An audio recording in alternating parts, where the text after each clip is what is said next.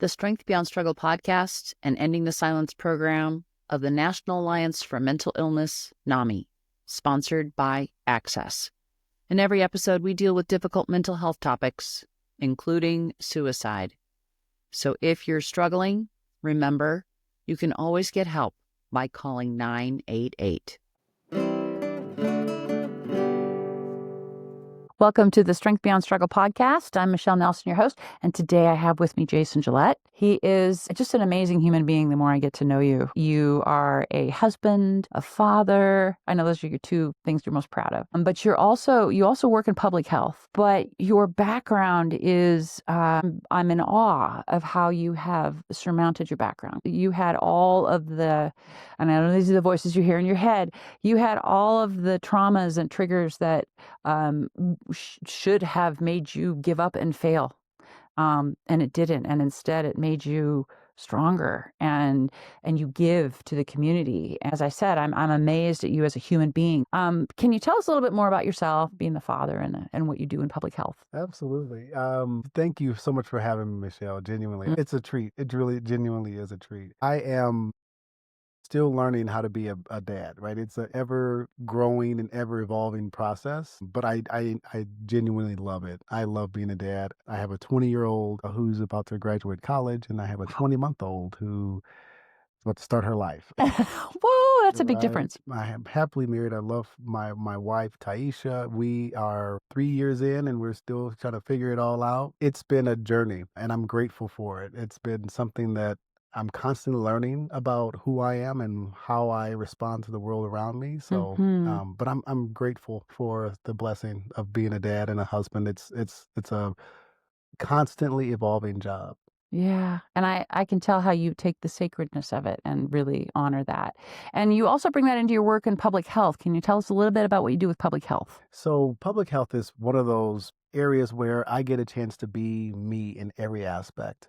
Public health allows me to look at different topics, look at different interests, and understand why things happen the way they do. And that really excites me. And I think that where I thrive in public health is understanding systems. What makes things work the way they do? And why do they work the way they do? And are they working for the people that they're intentionally designed for?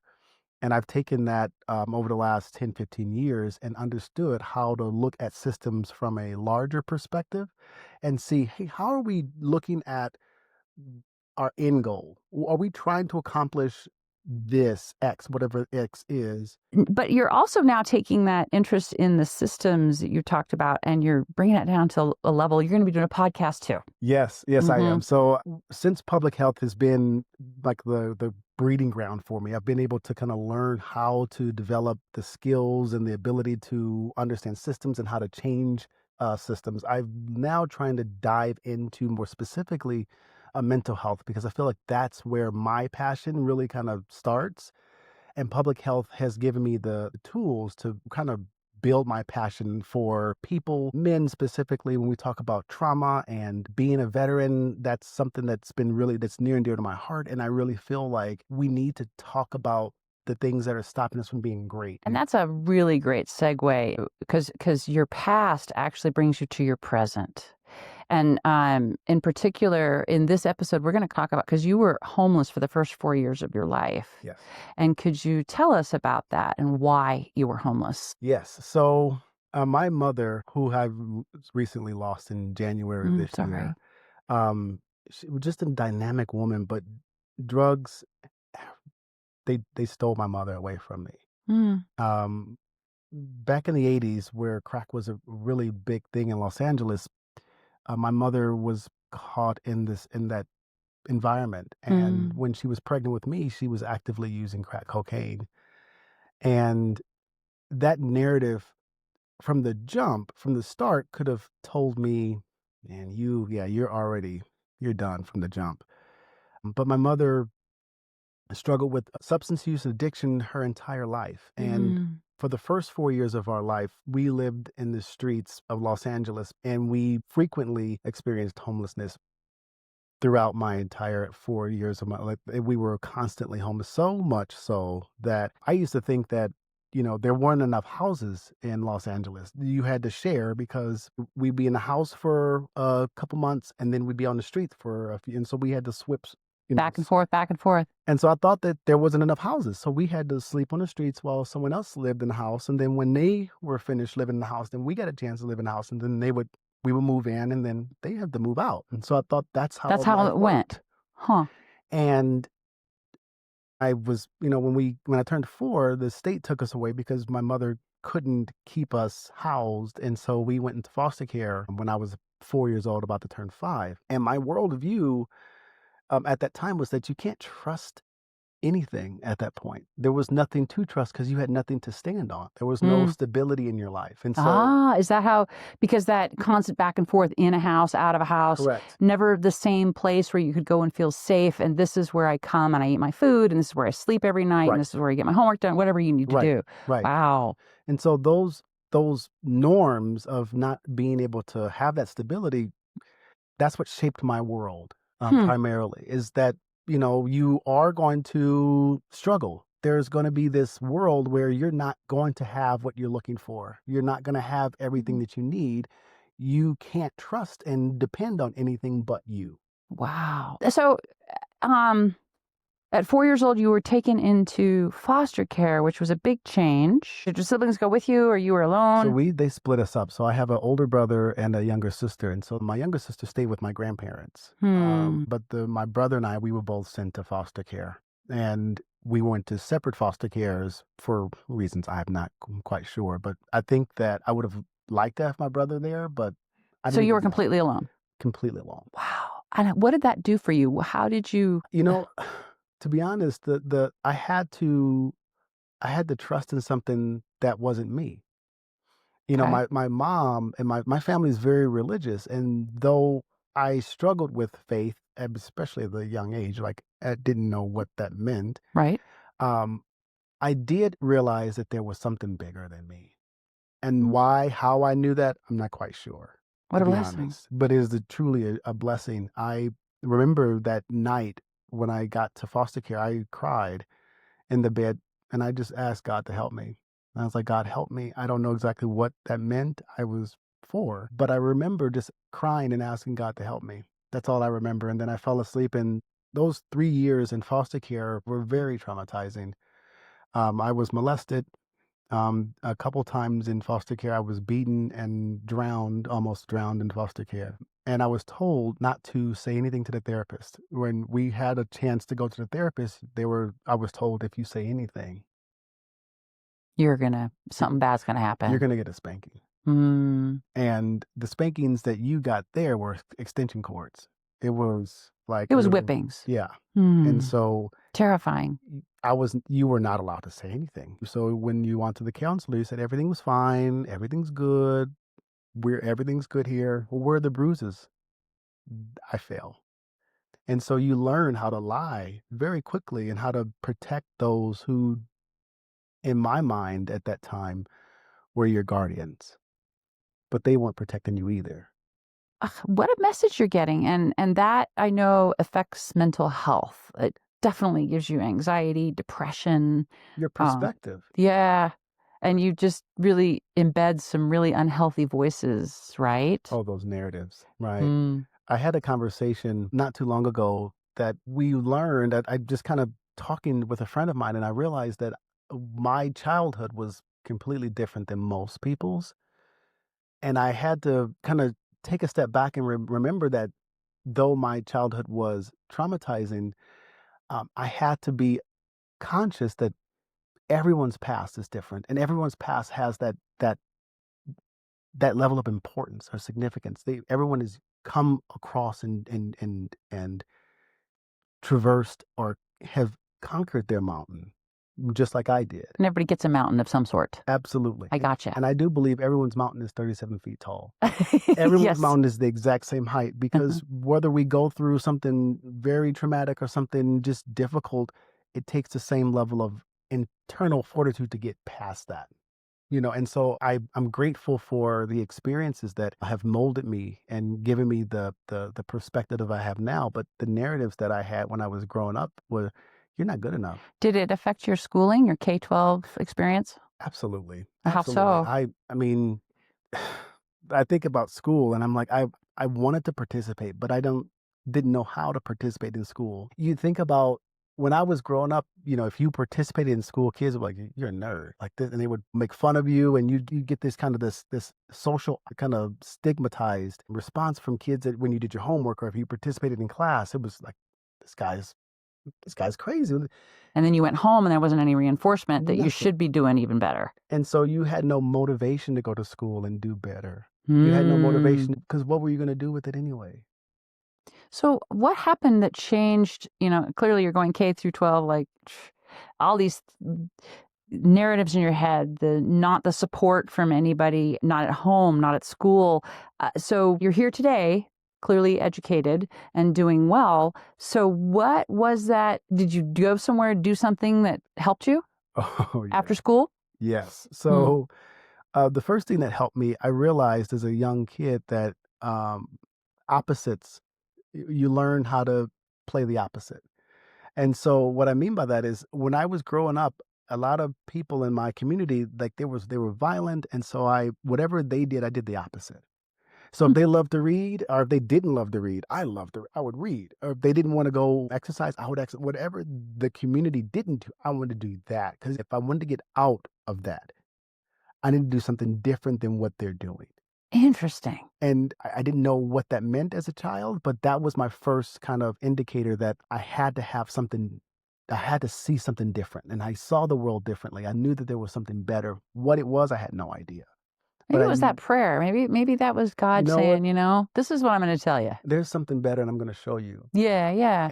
And so when I graduated high school, I joined the United States Marines, Hmm. and that changed everything for me. Okay. I I was traumatized as a child, and when I got to the Marines, they gave me the right to use that trauma in a way that would be useful for them. But in other words, it changed your view of the trauma almost. It made it useful. Yes. So it turned that trauma into rage.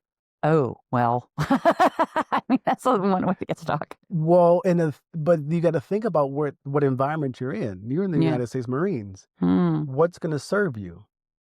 You're supposed to be a killing machine. It's going to help. Mm-hmm. It's not going to hurt.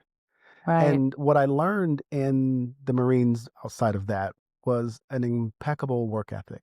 I Hmm. learned that accountability and integrity are critical. Hmm. Wow. And when I realized that I was I was stuck in this traumatic space, right? Because the Marines were kind of giving me this, hey, this is good. This is good. Be badass. Right, It's right, okay. right. This is like this is what you want. This is Huh. good for you. Huh. You're gonna use this as a tool to get you to the next level. You're gonna become a corporal in the United States Marines because of this skill you have, if you will. Okay. And so I had to learn how to use and experience the things that I was given as tools for me. Okay. And how do I use trauma as a tool for me to get better? How do I use this unresolved trauma to get myself through the Marines? A lot and a lot of training. Like we went through rigorous training, and what I learned is that it gave me this very strong internal fight, this resiliency. I had this ability to push through in a way that other Marines couldn't.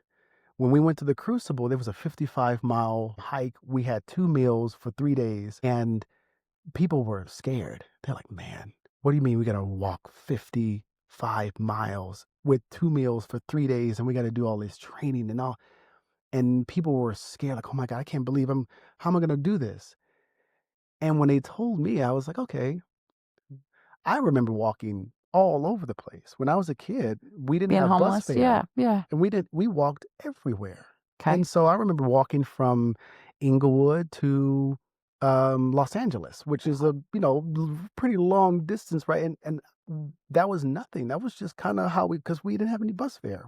How were you supposed to get home? And so we went through bouts of homelessness. As I mentioned earlier, so food was scarce. We didn't So the have crucible was like, yeah, it's just like childhood. I was being prepared. Wow. right? And I think that that's where we realize is that the things we go through are giving us insight into what we're going to use it for in the future. But you had to have someone help you kind of learn and find this perspective, didn't you? You know, yes, I had a few mentors that I'm grateful for over the course of my adolescenthood. My uncle was one of them who he set a standard that I didn't know I appreciated until I got older. Okay. And in the Marines, I had a drill instructor who really believed in me. He would tell me, "I know that you're built different. There's Hmm. something about you. You're not cut like the others." And he would tell me that I needed to work harder. He always would tell me, like, "You're not working hard enough." Even when I was giving my best, he's like, "You're still not giving enough." Wow. And what that gave me was this inferiority complex because I was like, "Wait a minute, if I'm giving my best and it's not enough, then I'm not enough." And I Was don't part know. of the message, not all of it. Right? But Mm. as an 18-year-old kid, that's what I took from it. It's Mm-hmm. like, I'm just not good enough, and it made sense because my past would have affirmed that. I was Mm-hmm. homeless, I was molested, I was taken advantage of, I was beat. That's not something that comes from somebody who's valuable. That's not Mm-hmm. the experience of someone who's valuable, that's the experience of somebody who's not valuable. And so it Mm. made sense. Okay, well, that makes sense, I guess, because I went through this, I've experienced this, and I guess that's right. And so that narrative became true for me. I will never be good enough. Do you still believe that? No, no. Okay, so what changed? Oh man. Um, I had to believe. Okay. And that's the hardest thing. I think when we think about being great or being better than you were or you are, you have to believe that like there's something else. You have to be able to see something different. Mm-hmm. Because if you can't see anything different, then you'll never be able to ideate or imagine something that you want to strive for, that you can accomplish. You have to be able to see it. And that's how you were built different. I was built different because I was able to see things differently. I was able to reframe my childhood and my past in a way that gave me strength, as opposed to, man, you're right. I'm not worth anything. I'm not going to be anything. I was able to reframe that. And you did, because we are talking our audience, we're encouraging them that if you have a mental health condition, it's not weakness to ask for help. Not at all. And you did ask for help and did get some therapy as well. Yes. So Okay. when I got out of the Marines, I started my journey on therapy. And that's where it started to kind of unravel. Like everything started to make sense. Like I understand why I see the world the way I see it. I started to understand why these things triggered me, why I had Mm. these narratives. And so therapy allowed me to gain perspective on what I was struggling with. And over the last 15 years of my life, I've been able to use my therapy that has really given me so many tools to just kind of work through the narratives that they constantly show up, right? They still are there. They never go away. You just now know how to silence them. You know how to tell them You don't run my knife anymore. that's enough. Yeah, That's enough. yeah. And so, I mean, like I said, I hope you guys are finding his story as inspirational as I do. So we bring ourselves to today, and you're still struggling with things, but you're now going into this podcast, like I'm Yes, doing this podcast. which is incredible. Thank you. And thank you for doing what you're doing. Because I think the more voices we have talking about this, because when we all realize we're in this together, right? Yes. Yes. What kind of a message would you give somebody who is struggling like you did when you were younger? Man. Uh, you know, at first I would tell people like, stay positive. And that sounds like a good, sensible advice. It does. But what I would tell people is you have to believe. Like they're at the Mm. fundamental base where you have to believe that there is better. Right. Okay. And that's what drove me to continue to look for and seek guidance, mentors, education, resources. I had to believe that there was better. And so I would encourage anyone who's struggling with mental health, you fundamentally believe that there's better. And from that space, you can go, right? Because if you believe there's better, then you're worth better and you go and get that. And so that I believe is the center of it all. Is there better for you? Ask yourself that Right? question. Is there better for you? And if there is, then go get it. Go get it. go get it. That's beautiful. Right? And because you deserve it. You Yeah. deserve that. Well, your life is an example of believing it and then seeing it. Yes. Thank you. I appreciate that. And I think that I'm still seeing it.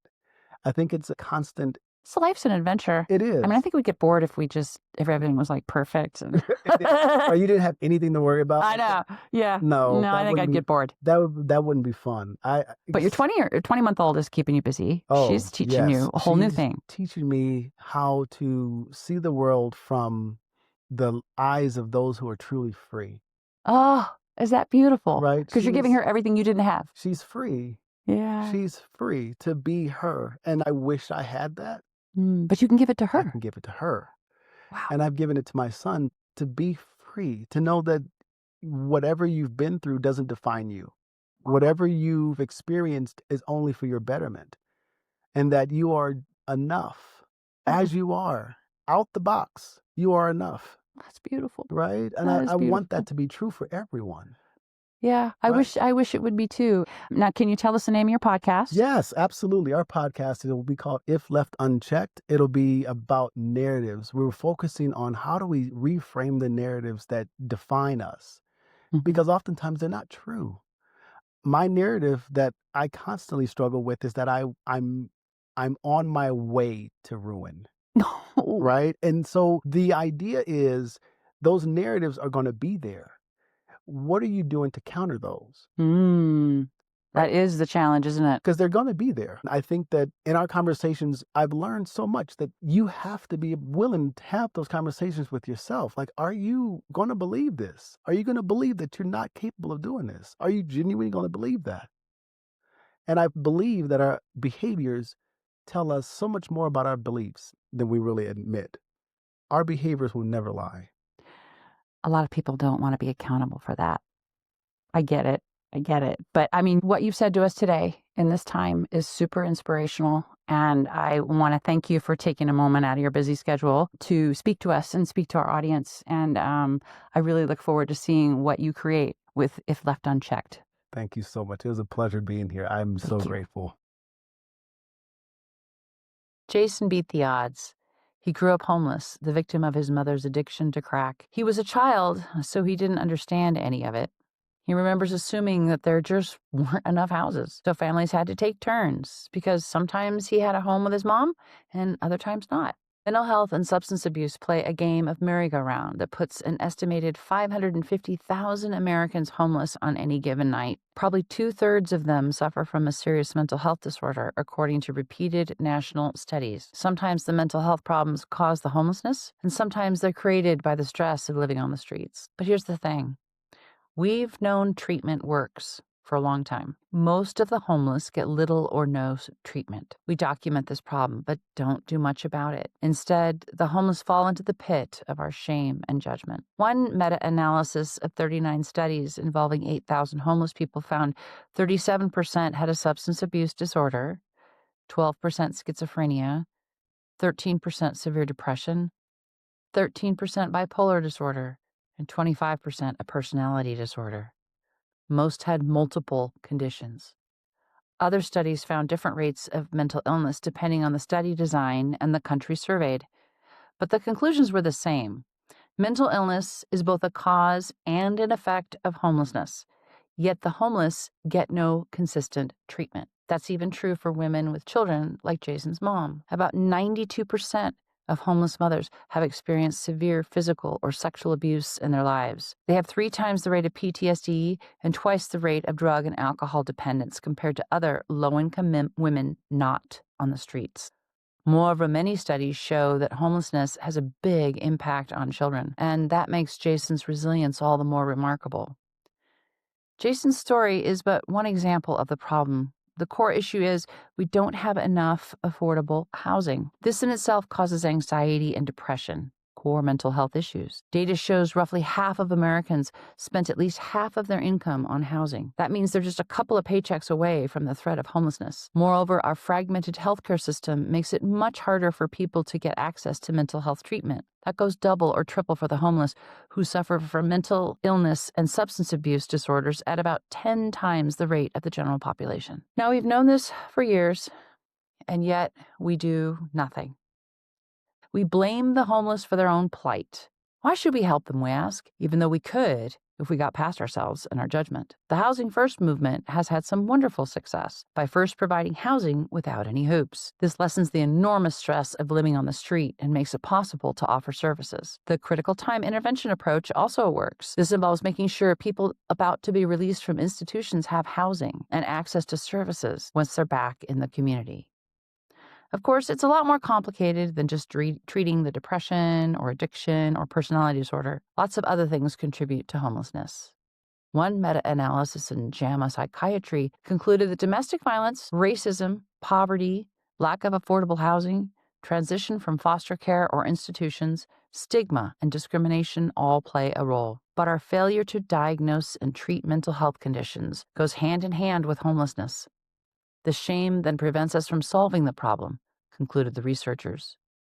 And by the way, America has the highest rate of severe mental health problems among the homeless compared to other industrialized countries. That's largely because of a lack of access to mental health treatment, as well as housing and social attitudes.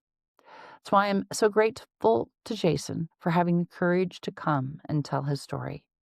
And now he's devoted his life to helping others like himself and people like his mother. I know the problem seems overwhelming, but you can make a difference. You can change no matter the trauma, because there's strength beyond the struggle. Thank you for listening to another inspiring story of resilience from the mental health world, and I hope to see you on another episode of the Strength Beyond Struggle podcast.